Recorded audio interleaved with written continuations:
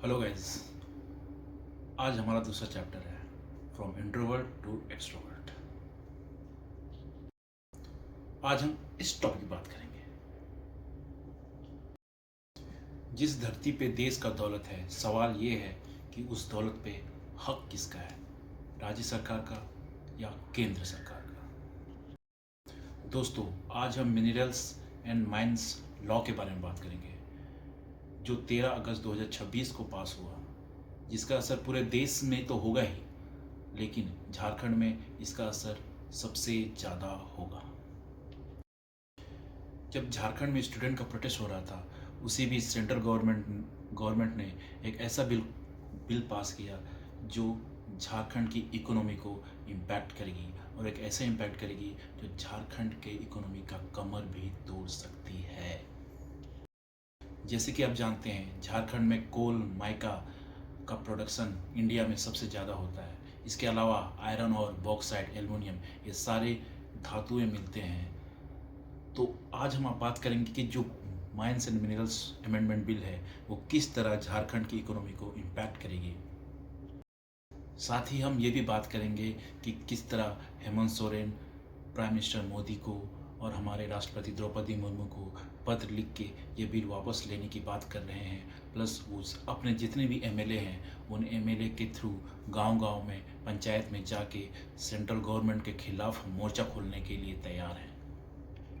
जो पहला प्रमुख बात है जिसके बारे में mines and minerals amendment bill के बारे में बात किया गया है कि राज्य सरकार को जो सेस, जो एक्स्ट्रा चार्जेस वो मिनरल्स का प्रोडक्शन के लिए जो कंपनियां थी, बड़ी बड़ी कंपनियां थी, उनके ऊपर सेस लगाती थी, उनका पावर को छीन लिया गया है। यानी कि अब स्टेट गवर्नमेंट इन बड़ी बड़ी कंपनियों के ऊपर किसी भी तरह का एक्स्ट्रा चार्जेस, एक्स्ट्रा टैक्स, जिसको हम सेस भी कहते हैं, वो नहीं ले पाएगी।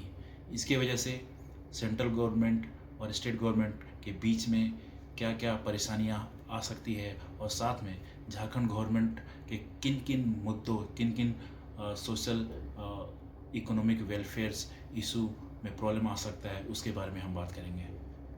सबसे पहला सोशल वेलफेयर इशू जिस पे झारखंड में इम्पैक्ट पड़ेगा वो है मैया सम्मान योजना। जैसे कि आप जानते हैं, जैसे ही इलेक्शन नज़दीक होता है या इलेक्शन के बाद, या सारी सरकारें लोगों से कुछ वादा करती हैं इलेक्शन जीतने के लिए। इसी मुद्दे पर हेमंत सोरेन सरकार ने भी मैया योजना लेके आई थी।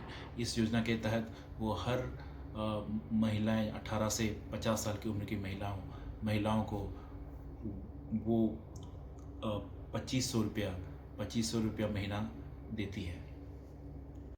Mines and minerals amendment bill आने के बाद हेमंत सोरेन सरकार का खजाना खाली होने वाला है।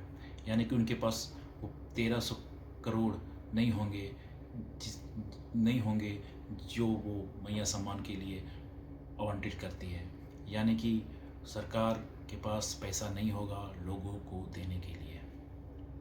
इसमें और एक बड़ी बात आ रही है, सेंट्रल गवर्नमेंट ने स्टेट गवर्नमेंट का जितना भी बकाया सेस जो पिछले प्रोडक्शन, मिनरल्स के प्रोडक्शन के ऊपर स्टेट गवर्नमेंट ने लगाया था, उसको भी माफ़ कर दिया है। यानी कि स्टेट गवर्नमेंट उन सेस को, उन टैक्स को डिमांड भी नहीं कर सकती है।